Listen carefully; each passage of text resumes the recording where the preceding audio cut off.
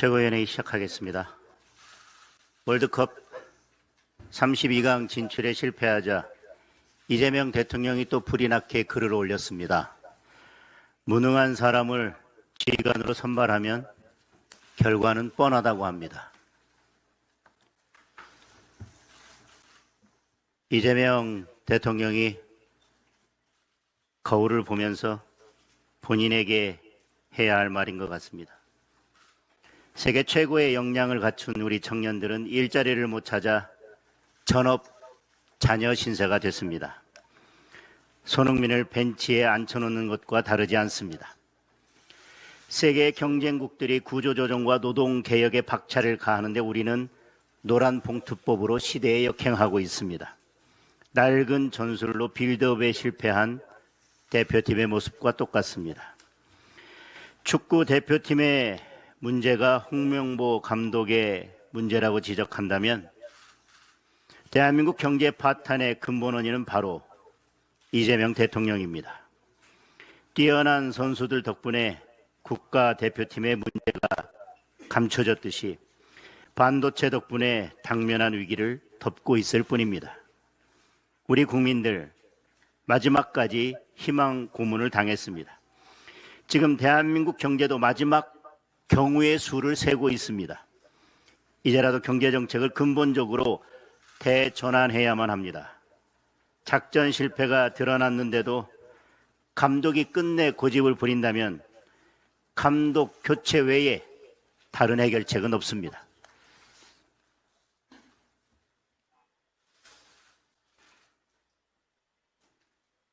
어젯밤에도 올림픽 공원에 갔습니다. 한 달이 다 돼가고 있지만 여전히 수많은 청년들과 시민들이 모여서 밤새 참정권 회복을 목 놓아 외치고 있었습니다. 정말 부끄럽고 죄송했습니다. 시민들의 목소리는 분명하고 단호합니다. 하루빨리 특검을 해서 철저하게 문제점을 파헤치고 책임질 자들에게 엄중하게 책임을 물으라는 것입니다. 그 결과에 따라 재선거를 실시하자는 것입니다. 다시는 이런 일이 없도록 선관위와 선거 제도를 개혁하라는 것입니다. 모두 우리 정치가 감당해야 할 일입니다. 그런데 민주당은 또다시 황당한 개헌 카드를 들고 나왔습니다. 왜 그토록 개헌에 집착하는지 속내는 뻔합니다. 아무리 그래봐야 이재명 연임 국민이 용납하지 않습니다. 선관위가 얼마나 오만하고 무능한지 국정조사를 통해 국민들께서 똑똑히 보셨습니다. 출석도 안 하는데 국정조사가 제대로 될 리 없습니다. 수사를 맡고 있는 합수부는 경찰청장도 대행, 검찰총장도 대행에 이제 국가수사본부장까지 대행 체제에 들어갑니다. 이 중요한 수사를 몽땅 대행들에게 맡겨놓을 수 있겠습니까? 게다가 검찰은 해체 직전이고 보안 수사권까지 폐지될 판입니다. 국민 참정권 박탈 사건의 진실이 영원히 묻힐 가능성이 높습니다. 결국 특검밖에 답이 없습니다. 다시 한번 강조하지만 특검 거부는 공범 자백입니다. 법사위 장악해서 진실 규명을 막으려 한다면 더 혹독한 국민의 심판이 기다릴 뿐입니다. 민주당도 필요하면 특검을 하겠다고 했습니다. 필요한 이유는 이미 차고 넘칩니다. 즉각 특검 논의에 응하기 바랍니다. 이재명 대통령이 또 추경을 들고 나왔습니다. AI용 GPU니 서민 지원이니 이런저런 핑계를 대고 있지만 결국 지지율 폭락하니 현금 풀어서 끌어올리겠다는 겁니다. 2분기 환율이 평균 1,500원을 넘어설 판입니다. 1998년 외환 위기 이후 28년 만에 처음입니다. 현재는 1,540원을 넘나들고 있습니다. 우리 돈의 가치가 동남아 국가들보다 못한 세계 꼴찌 수준입니다. 소비자 물가 상승률은 3%를 웃돌고 있습니다. 계란 한 판이 10,000원을 훌쩍 넘어섰고 쌀값, 고기값, 외식 물가까지 모두 천정부지로 치솟았습니다. 정부는 속수무책으로 방관만 하다가 이제 와서 계란 수입한다, 고등어 수입한다 법석입니다. 석유 최고 가격제를 계속 유지하고 공공요금 인상도 억제하겠다고 합니다. 결국 물가도 혈세 들여서 잡겠다는 겁니다. 세금 쓰는 것 말고는 할 줄 아는 것이 없는 정권입니다. 이런 상황에 추경으로 돈을 더 풀면 어떻게 되겠습니까?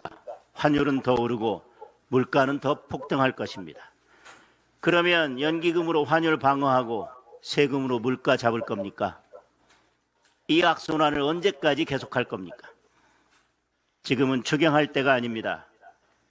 불이 났으면 소화기를 써야지 기름을 끼얹어서는 안 됩니다. 돈 푼다고 이제 국민들도 속지 않습니다. 추경으로 지지율 끌어올릴 생각 그만하고 진짜 민생 정책을 추진해야 합니다. 이재명과 정권의 무능에 대한 국민의 인내심이 이제 바닥을 드러내고 있다는 사실을 명심하기 바랍니다. 국민의힘은 민생을 모든 정책의 중심에 두고 국민의 삶을 챙기는 데 최선을 다하겠습니다.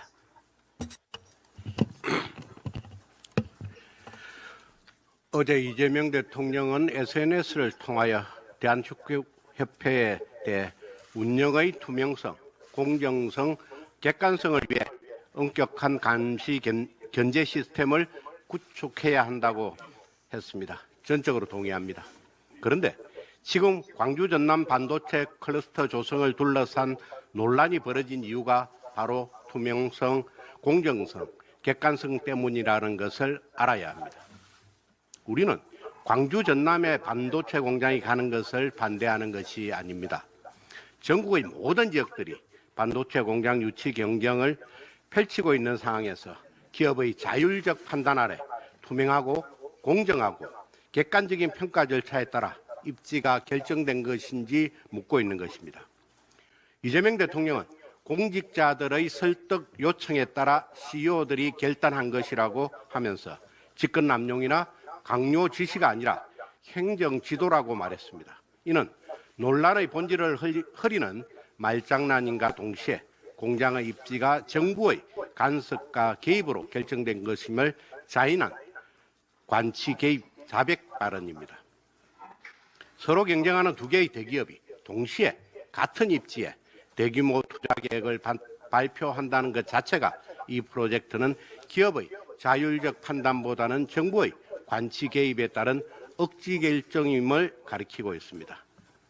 한 말씀 더 드립니다. 이재명 대통령은 지난 토요일 SNS에 정치적 입장을 떠나 이해와 협조를 구한다 라고 쓴 지 단 5분 만에 대진의원은 대지가 보이는 법이라고 야당의 비난을 가했습니다. 어제는 우리 당 의원들에게 이상한 말씀 자제하라고 막말을 퍼부었습니다. 이해할 수 없는 태도 변화입니다.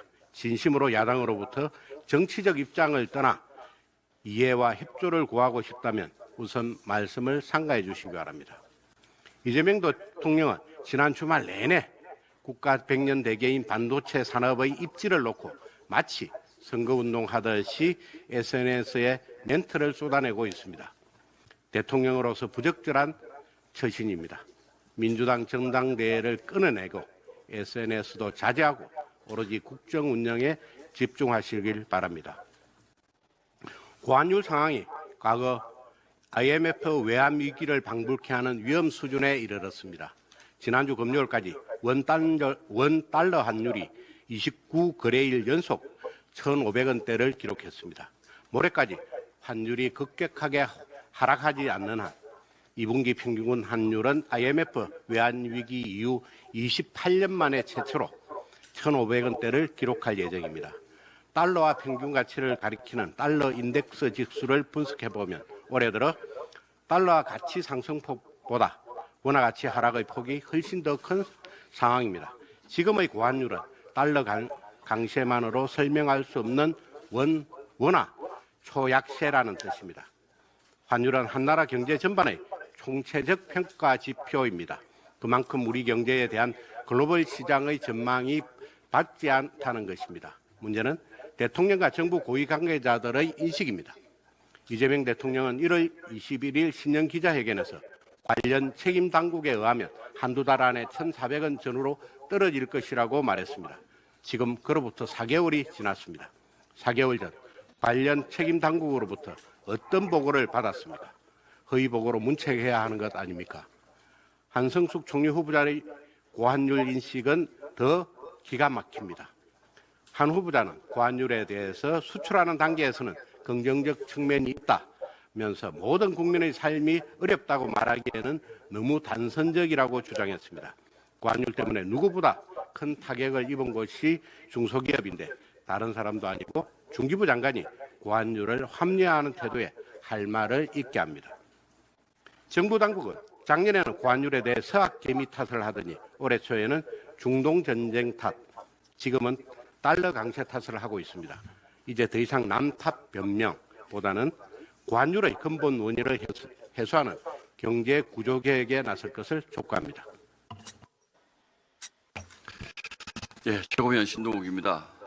조금 전에 원내대표께서 도대체 대통령이 왜 저럴까 도무지 이해할 수 없다라고 말씀을 하셨는데 저도 사실은 이해가 힘듭니다. 그런데 나름 이해를 하려고 하면 쫓기고 있는 것 아닐까요? 본인이 찔리니까 저러는 거 아니겠습니까? 주말에 7건의 SNS 글을 올렸는데 그 글들이 읽어보면 대단히 거칩니다. 국정의 최고 책임자로서의 책임과 철학과 미래 비전은 볼 수가 없습니다. 이것을 반드시 해야 되겠다는 거친 욕망만 보일 뿐입니다. 이런 SNS를 보시겠습니다. 부처 눈에는 부처만 보이고 돼지 눈에는 돼지만 보인다고 그럽니다. 그러면 이재명 대통령이 얘기하는 돼지가 야당만이겠습니까? 저는 그렇게 생각하지 않습니다.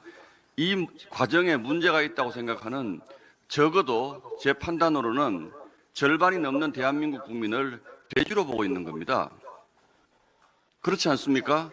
그리고 어쩌면 처음부터 국민의 절반 이상을 돼지라고 생각하고 이 일을 추진한 것이라고 저는 생각을 합니다. 얼마 전에 민주당 의원이 그랬죠. 국민의 7, 8하는 공소취소가 무슨 뜻인지 모른다.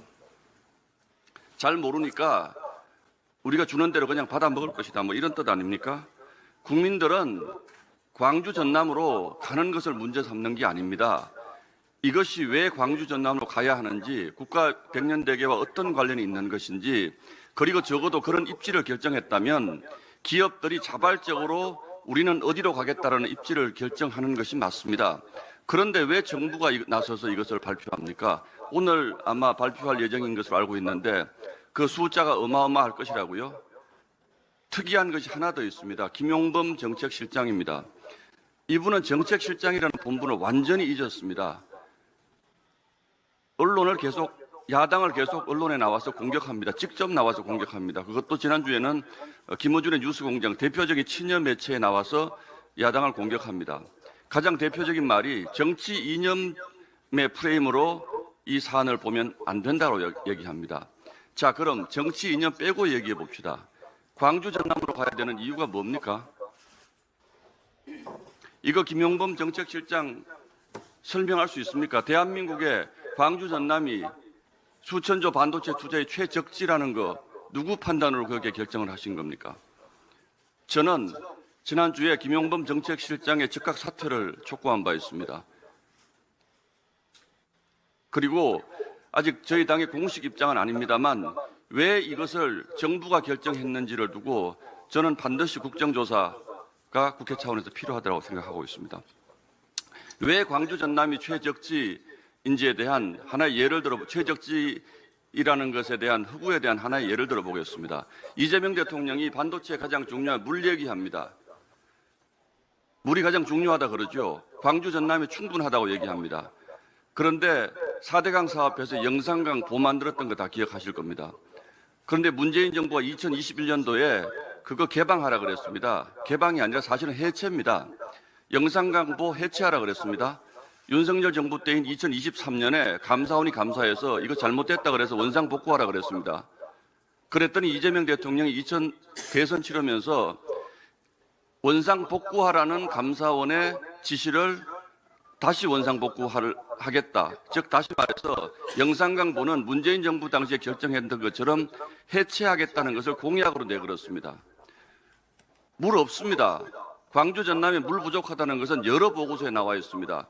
그러면서 영산강보는 또 해체한다고 그럽니다. 그런데 무슨 물로 광주 전남에 물이 충분하다고 얘기하는 건지 이재명 대통령 아무 근거가 없습니다. 그러면서 광주 전남으로 가는 것을 정치 이념 빼고 얘기하자고 그럽니다.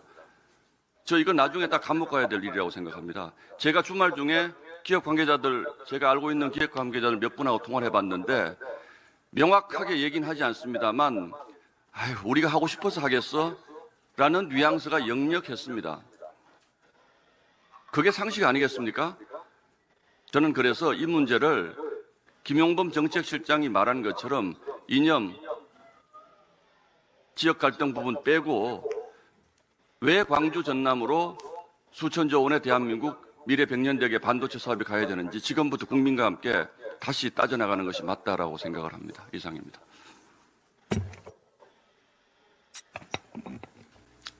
네, 최고위원 김민수입니다. 능력보다 네 편 내 편을 가르니 무능한 사람을 지휘관으로 선별하면 그 결과는 뻔하다. 이번 월드컵 결과를 보고 던졌던 이재명의 말입니다. 자기 반성문을 보는 줄 알았습니다. 이재명 정권의 인사 두말할 나위 없겠습니다마는 하나만 짚고 넘어가겠습니다. 국군 통수권자가 군대에 대한 이해가 없다면 국방부 장관이라도 군대에 대한, 국방에 대한 이해가 있는 사람 앉혀야 되지 않겠습니까? 국군 통수권자도 국방부 장관도 군에 대한 이해, 국방에 대한 이해가 없으니 군대 내 군대 소속으로 간첩 잡는 그리고 군사기밀 등을 방어하는 방첩사를 해체하겠다. 국방의 일부를 민간 경비업체에 위탁하겠다라는 발상을 하고 있는 것 아닙니까? 6월 호국의 달입니다. 대한민국, 지금의 자유대한민국이 있기까지 수많은 목숨들을 희생하며 지켜왔던 대한민국입니다. 국방만큼은 제대로 해야 되지 않겠습니까? 국방을 경시하는 것은 대한민국을 위해 희생했던 호국 영령들을 무시하는 것임을 말씀드립니다. 그리고 오늘은 제2연평해전 24주기입니다. 월드컵의 환호가 뜨겁던 날 대한민국 서해바다를, 대한민국을 지키기 위해 희생하셨던 분들이 있습니다. 윤영아 소령, 그리고 한상국 상사, 조천영 중사, 황도현 중사, 서우원 중사, 박동영 병장님의 희생을 기억합니다. 끝으로 국민 여러분들께 영화 한 편을 추천드리고자 합니다. 많은 분들이 보셨겠지만 혹시라도 아직 못 보신 분들이 있다면 오늘 연평해전을 다시 한번 봐주시기 바랍니다. 대한민국, 우리가 누리는 자유가 결코 공짜가 아니라 누군가의 희생으로 대한민국을 지켜주시는 수많은 분들의 피와 땀으로 우리의 일상 하루하루가 지켜진다는 것, 우리가 함께 느낄 수 있는 날이 되면 좋겠습니다. 이상입니다.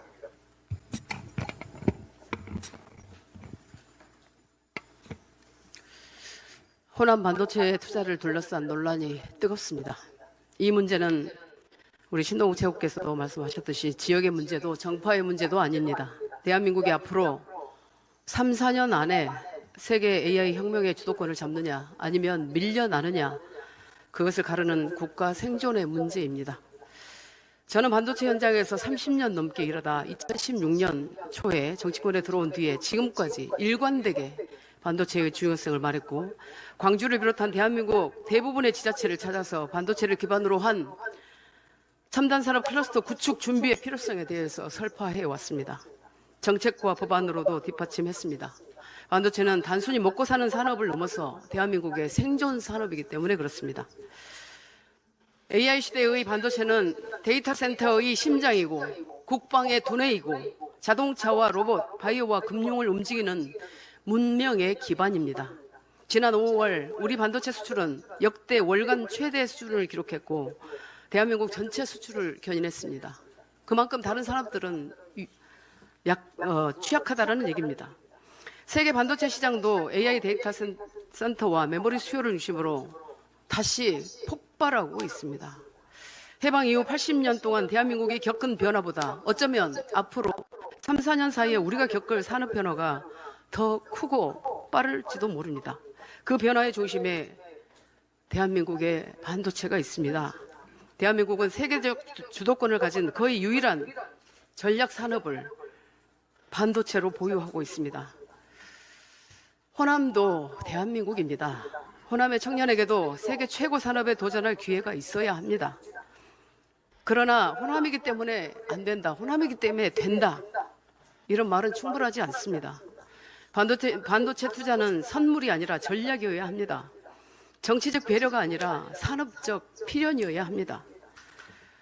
대통령이 오늘 직접 발표한다니 지켜보겠습니다. 어느 공정이 들어오는지, 전공정인지 후공정인지, 첨단 패키징인지, AI 데이터 센터와 어떻게 연결되는지, 전력은 어디서 오고 용수는 어떻게 공급되며 인재는 어느 대학과 어느 연구소에서 길러낼 것인지, 소부장 협력망은 어떻게 구축되는지, 실행 로드맵은 무엇인지 꼼꼼히 보겠습니다. 어쩌면 한국 반도체 공대를 바꿔야 할 수도 있겠습니다. 2021년 문재인 정부가 평택에서 발표했던 K반도체 전략도 기억합니다. 그때도 510조 투자, 세계 최대 공급망, 용수와 전력, 인재 양성을 말했습니다. 발표는 컸죠. 그러나 대한민국 반도체의 시간표는 여전히 인허가, 전력망, 용수, 인재 부족 앞에서 지체되고 있습니다. 이번 발표가 또 하나의 데자뷰가 되어서는 안 되지 않습니까? 특히 호남 투자를 하더라도 용인의 반도체 국가산단, 일반산단, 그 클러스터 완공과 조기 가동이 먼저입니다. 용인은 대한민국 반도체 전략의 척추라고 보시면 됩니다. 기흥, 화성, 평택, 이천, 청주, 용인을 잇는 기존 초격차 생태계가 흔들리면 호남도 성공할 수 없습니다.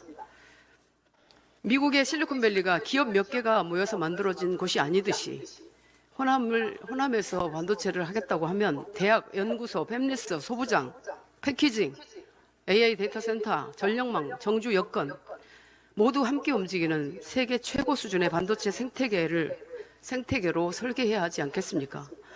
하려면 제대로 해야 되지 않겠습니까? 호남 정치인들에게도 제가 말씀드립니다. 다른 비판할 거 없습니다. 제대로 준비하세요.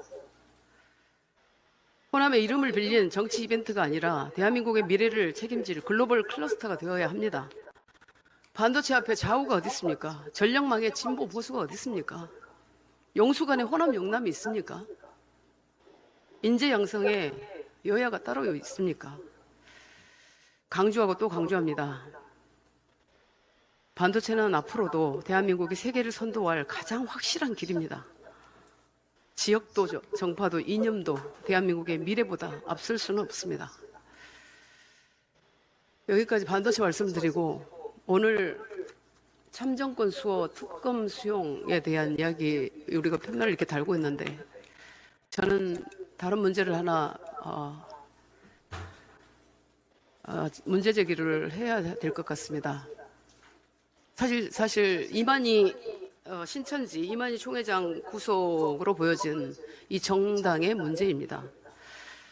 특히 당원 명부는 정당의 심장입니다. 그 심장이 오염되면 경선도, 공천도, 민주주의도 오염됩니다. 현행 정당법은 이중당적을 금지하고 처벌까지 규정하고 있지만 정작 이를 실시간으로 확인할 제도가 없습니다. 법은 있는데 시스템이 없고 금지는 있는데 집행이 없습니다. 이것이 오늘 대한민국 정당 정치의 치명적 허점입니다. 정당법에는 누구든지 2개 이상의 정당의 당원이 되지 못한다고 규정하고 있고 위반할 시에는 1년 이하의 징역 또는 100만 원 이하의 벌금에 처하도록 하고 있습니다. 헌법재판소도 복수당적 금지가 정당의 정체성을 보호하고 정당 간 위법 부당한 간섭을 막기 위한 정당한 수단이라고 판단했습니다. 그런데 현실은 다릅니다. 정당 가입, 탈퇴 정보는 개인정보보호법상 민감정보입니다. 개인정보보호법은 정당 가입 탈퇴 정보를 민감 정보로 보면서도 별도 동의가 있거나 법령이 요구하고 허용하는 경우에는 처리할 수 있도록 하고 있습니다. 바로 이 지점에 답이 있습니다. 개인정보 보호를 핑계로 검증을 포기할 것이 아니라 개인정보를 보호하면서도 이중당적을 이번 기회에 이 허술한 선관위 문제가 대두됐을 때 자동 확인하는 법정 시스템을 만들어야 합니다. 최근에 신천지 이만희 총회장이 신도들의 국민의힘 우리당 집단 입당 강제 혐의로 구속된 사건은 정당 정치가 얼마나 취약한지 보여준 경고라고 생각합니다. 보도에 따르면 법원은 증거인멸 우려를 이유로 구속영장을 발부했고 수사기관은 2021년부터 24년까지 국민의힘 경선 등에 영향을 미칠 목적으로 5만 명 넘는 신도가 집단 입당한 정황을 들여다보고 있습니다. 아직 재판으로 확정된 사실은 아니지만 이 사건만으로도 정당 가입 시스템의 허점은 더 이상 방치해서는 안 된다고 생각합니다. 그래서 우리 국민의힘이 주도하면서 해결할 수 있는 세 가지 방안을 간략하게 말씀드리겠습니다. 당원 주권 보호 3법을 발의해 주십시오. 첫째, 이중당적 자동 검증법입니다. 자세한 내용은 길기 때문에 SNS에 올리겠습니다. 두 번째, 원스톱 탈당 정리제도입니다. 이중당적 의심자가 나오면 무조건 처벌부터 할 것이 아니라 먼저 정리할 기회를 줘야 합니다. 세 번째가 선거 전에 당원 명부 특별감사제를 법안으로 넣을 것을 제안합니다. 선거 때마다 당원 모집이 폭증하고 대리 접수, 허위 주소 강제, 가입, 이중당적 문제가 반복되고 있습니다. 실제로 지방선거를 앞두고 권리당원 확보 경쟁이 과열되면서 이중당적 가능성과 확인 곤란 문제가 제기된 사례가 있습니다. 따라서 대통령 선거, 국회의원 선거, 지방선거, 당대표 선거, 공천 경선 전에는 당원 명부 특별검증기관을 법으로 의무화해야 합니다. 저는 우리 국민의힘이 먼저 해야 할 일에 대해서 마지막으로 말씀드리겠습니다. 방어적으로 대응할 일이 아닙니다. 우리 당부터 검증받겠다. 모든 정당이 같은 기준으로 검증받자. 당원 주권을 지키는 제도 개혁을 국민의힘이 시작하겠다라고 함께 말씀해 주시길 바랍니다. 이상입니다.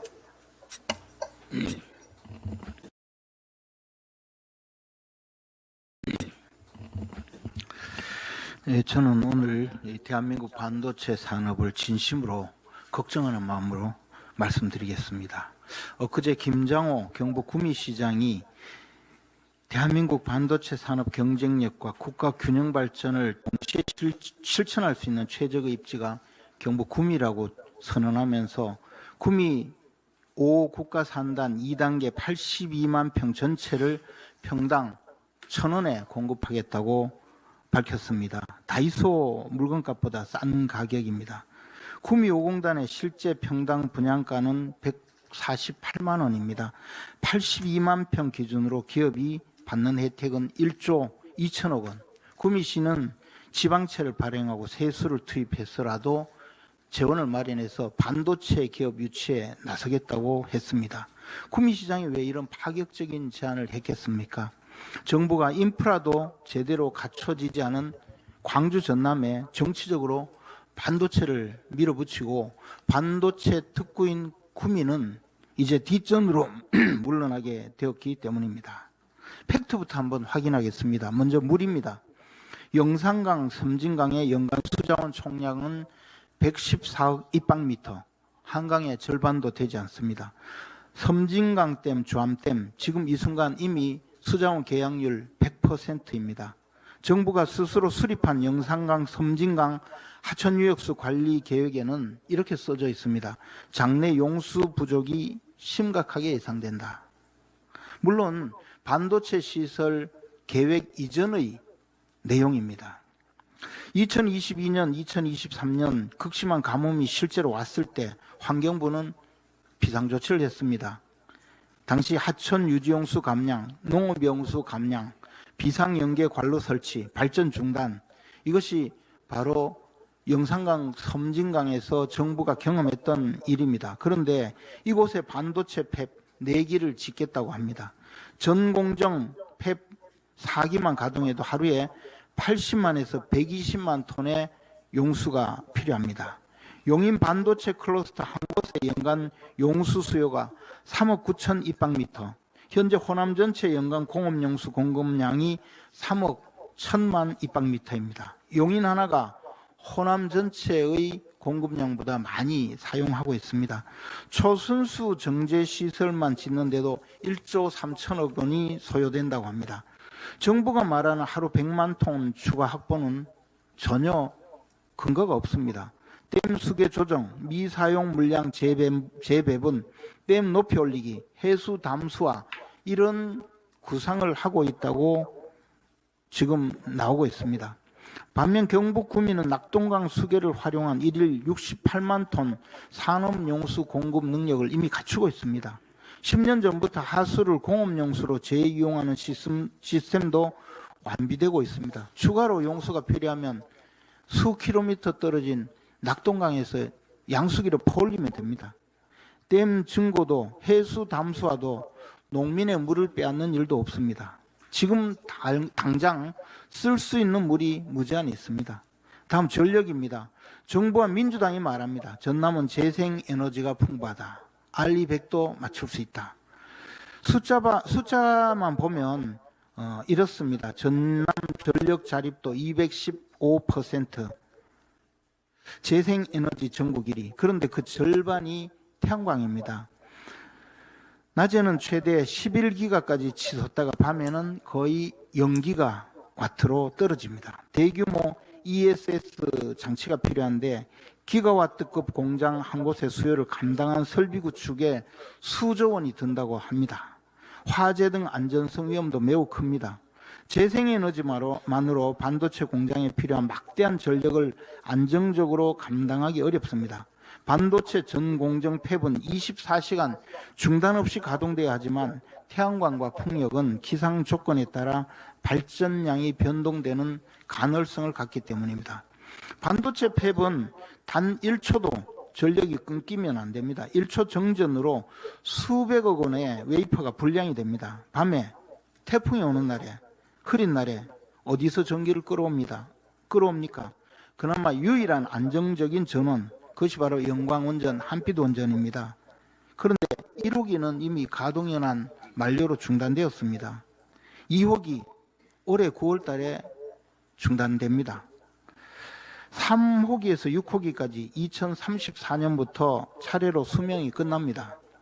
호남 지역에 345kW 대형 송전망 13곳 중에 12곳이 2030년이면 용량이 꽉 찹니다. 경쟁력 문제 말씀드리겠습니다. R200이면 다 해결된다고 주장을 합니다. 재생에너지가 ESG 구조에 맞다고 합니다. 그렇다면 발전 단가를 한번 비교해 보겠습니다. 2022년 기준 원자력 정산 단가는 1kW당 52원, 재생에너지 272원이었습니다. ESS까지 설치하면 비용이 8배 정도 비싸질 것이라는 분석도 있습니다. 현재 태양광 계약 단가 킬로와트당 150원, 해상풍력 330원, 원자력 70원입니다. 국내 반도체 산업 전력 의존도는 전체 83%에 달합니다.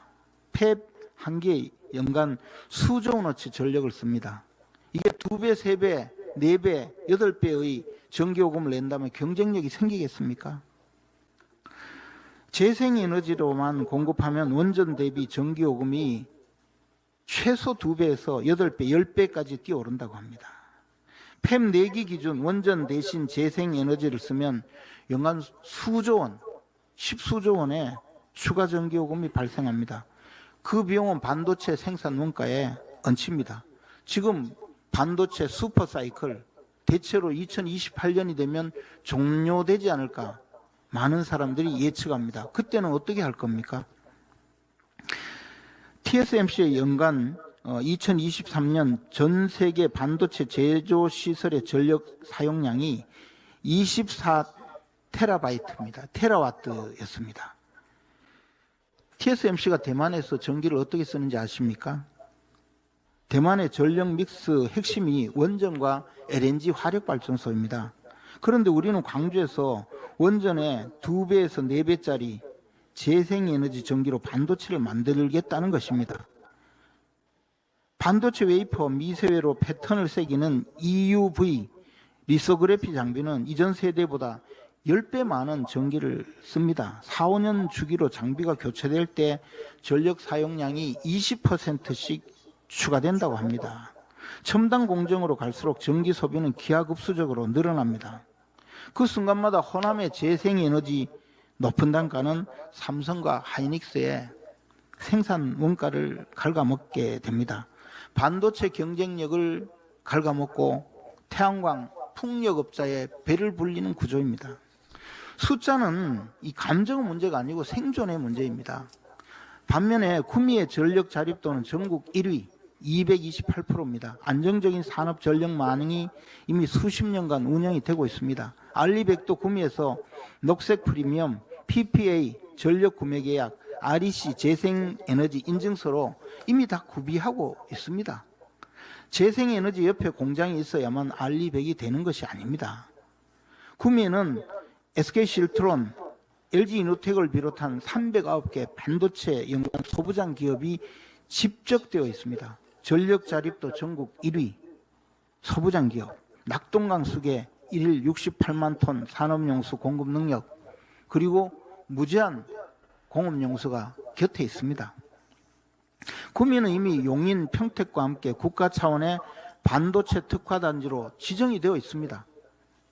최근 400억 원을 들여서 반도체 부품 제조 검증 시험장까지 유치해서 인프라도 완벽하게 구축되어 있습니다. 반도체는 공장 하나만 덩그러니 세워서는 안 됩니다. 소재, 부품, 장비, 인력, 물류, 협력사 생태계가 모두 구비가 되어야 하는 것입니다. 광주 전남에는 지금 아무것도 없습니다. 그런데 밀어붙이겠다고 하니까 이런 답답한 마음을 이야기하고 있는 것입니다. 대통령이 SNS에 씁니다. 물은 충분하다. 장관이 SNS에 100만 통 확보 가능하다. 정책실장이 SNS에 초순수와 전력 다 갖출 수 있다. 이렇게 씁니다. 그런데 국민들이 믿을 수가 있습니까? 그러니까 이게 정치적으로 지금 당권 투쟁을 하고 있는 정청래 대표를 밀어내기 위해서, 호남 민심을 얻기 위해서 이런 발표를 하는 것 아닌가, 그런 생각을 하는 것 아닙니까? 기업인 팔비트로 공장 유치하고 정청래 대표 목비트로 쫓아내고 그렇게 해서 되겠습니까? 정청래 잡으려다가 반도체 잡으면 이게 무슨 꼴이 되겠습니까? 저는 이런 걱정해서 이 말씀 드리는데 이걸 또 지역 감정이라고 이야기하는 바보 같은 사람들이 있습니다. 정말 우리 국민들 이번에는 눈을 부릅뜨고 이 반도체 호남이전 정말 지켜보고, 정말 우리가 정말 이런 정치를 해야 되겠습니까? 말씀 마치겠습니다.